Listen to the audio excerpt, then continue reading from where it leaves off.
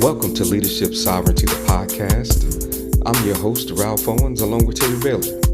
In today's episode, we'll touch on topics such as how to create the personal narrative, recognizing those defining moments in your life, and the power of telling your story the right way. Enjoy the show.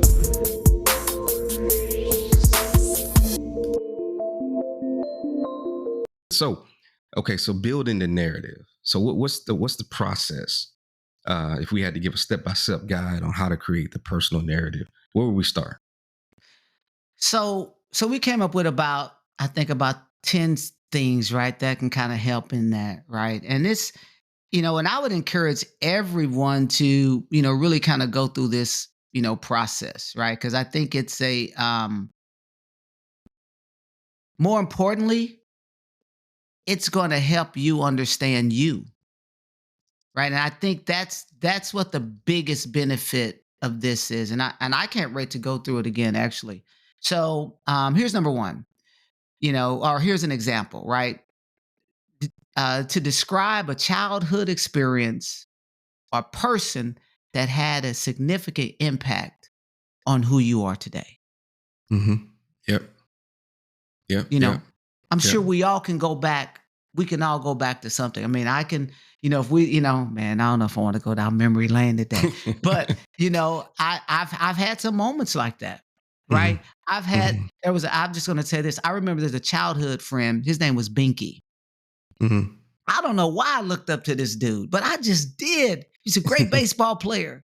Mm-hmm. And what I remember about him is he would always spend time with the younger guys, right? Mm-hmm. Now we're talking about older. We're talking probably 3 years, right? But when you are, 4 years, but when you're 10 and they're 15 or 16, and, there's a big gap between a 10-year-old and a 16-year-old.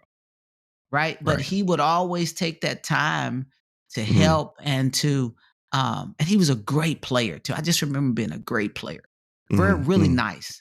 And so I believe maybe that framed who I was coming up because I loved helping people. Right. So anyway, here's another one. Reflect on a moment or an event in your life that changed your perspective or direction. Yeah. I know for me and you both, it was, and I was just telling Sheba this the other day. We didn't really know what was happening when we were working together at WashU. We couldn't even fathom what was happening in the moment. We just knew we needed to keep everything running. Yes. Right.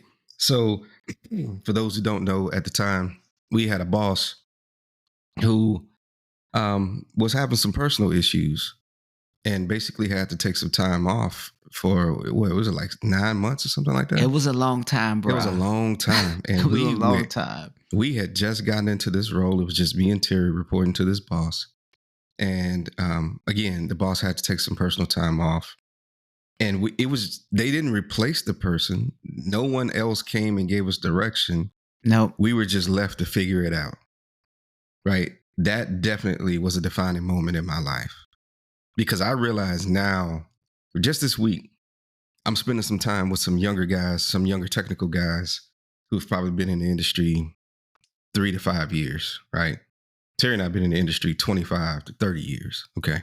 Just to give you some reference there. And we are trying to troubleshoot an issue, a technical issue. And my mind went back to that time that Terry and I were working together and how we used to try to figure out issues. So in technology, you start following breadcrumbs, basically, and you start doing the process of elimination. And, what makes you a great technician is how fast you can get that process done and get to a solution. So by the end of the day, we had figured out what the problem was. And I was telling the guys, I was like, man, you just have no idea how good it feels just to be able to get back into a troubleshooting situation like this, because it reminds me of when me and my best friend used to work together and how we used to have to figure out these types of issues. You guys have the benefit of having a whole team of people. It was just me, him, and Google, right? And we But it forced And us Google to. wasn't that good back then. No, It it was wasn't. not like it is now. not He like it is today. let me reintroduce myself. That's where That's he's at right. today. You know what I'm That's saying? Right. But that defining moment, that not having resources to help us, which caused us to have to grow quickly and to learn a lot really, really fast, changed the rest of my career. Because walking into other situations, I was like, there's nothing going to be as bad as that. I mean, like, we were on calls for 24 hours sometimes trying to get things up because we supported an electronic medical record system. I think it was like 2 million patients, right? Whose data was on that system or something like that. So, yeah. Failure was not an option, right? Because these people needed access to their medical records and stuff. So, that was definitely a defining moment for me. And again, it's funny because I still go back in my mind sometimes to that space that we were in and how clueless I was of what was happening. All I knew was I just want to do a good job and I don't want to let this fail.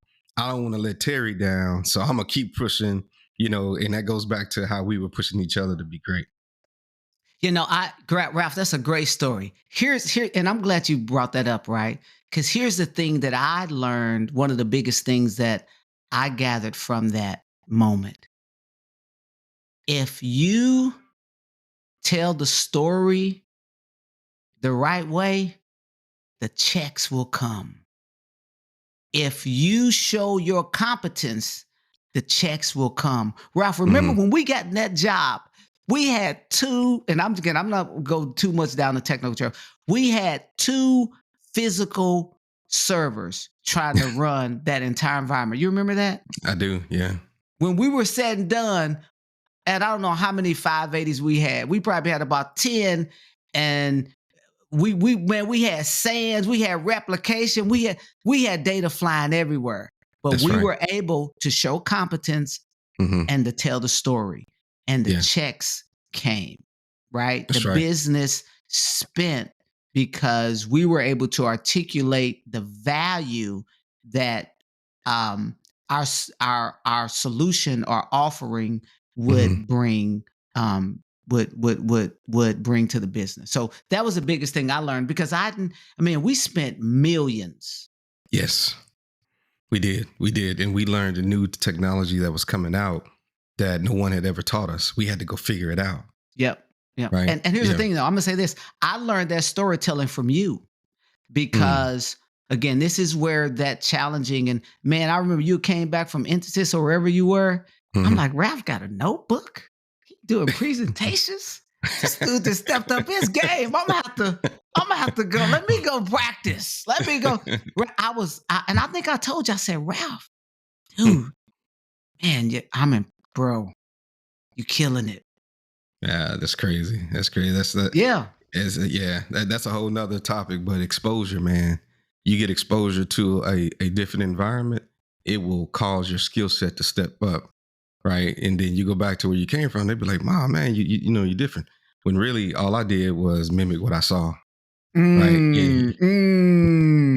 Ooh, that's a whole nother one. Ooh, we got to remember that one. Yes, sir. Yes, sir. So anyway, let's so again, we kind of got a little bit off. Hope you guys enjoyed that story though. Again, just kind of going back and looking back and reflecting, over successes. Here's another. I think, Ralph, you hit this one already. Share a story about a major obstacle that you faced. So I think we kind of hit that a little bit, and how you overcame it. Again, this is you writing your narrative, right? Because what you'll be able to do is cherry pick out of this when it comes to writing your goals. Okay. That's right. Yep. What's the next one on that list? You want to hit that one, Ralph? Sure. Passions and interests. I think that's really important for people to understand. One of the things I do now when I interview people is for a technical position, I ask them, okay, aside from the stuff that we're talking about doing here at the job, what do you do at your house? What kind of technology do you have at your house? If you're passionate about something, you don't have to just wait till you get to work to do it. When I was first learning PCs, man, I had PC parts everywhere around the house. Motherboards. I was trying to figure out these modems, NVRAM, all of that stuff, right? So, and I say even today that one of my pastors is using technology to solve business problems, right? So being able to articulate that is very, very important. And Yeah, what I about? can vouch for that for Ralph, man. I go to his house. I'm like, you got a QR code doing that? Yeah. Oh, that's nice. Yeah, I mean, when you're passionate about something, nobody has to pay you to learn and to develop it, right? It's just something that you want to do regardless. And just a hint for the young folks out there listening to this, whatever that is for you, that's probably what your gifting is and your calling is, right? Yes. Yeah. Thank you for listening to the Leadership Sovereignty Podcast. We hope that you not only enjoyed the content, but gained something to help you on your personal leadership journey. Feel free to reach out to us on X and Instagram under the handles Leadership Sovereignty. Until next time, stay safe, peace, and blessings.